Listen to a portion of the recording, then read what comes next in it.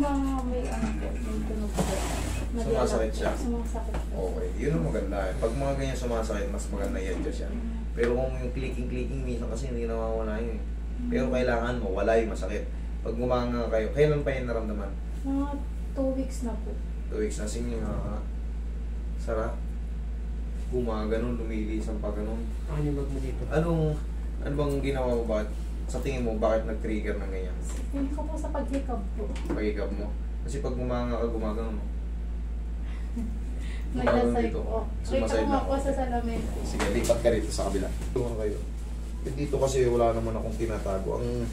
Dito lang, may ini-edit lang kami rito. Alam niyo kung ano, yung kung sakali, napakagaling kayo sa ano, nagpa-treatment na kayo sa iba, tapos mababanggit nyo.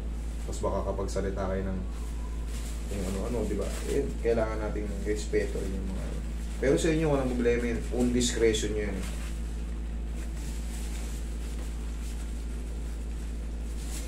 Okay, sige nga. Sige nga. Dahan-dahan sarap.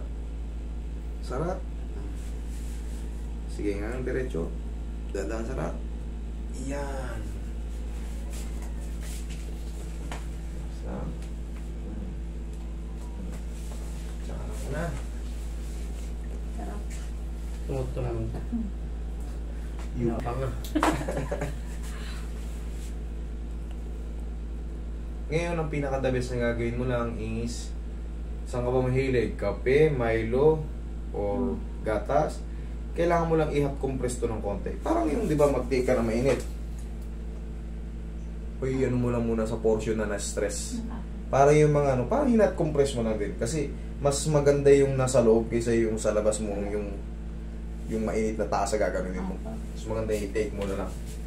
Bago mo lunukin yung init. Yung kaya mo lang ha, baka mapasok ka naman. Parang semi-hot compress lang yung sa mga muscle at joints natin dito sa panga. Ngayon, di ba sa hikab ka na dali?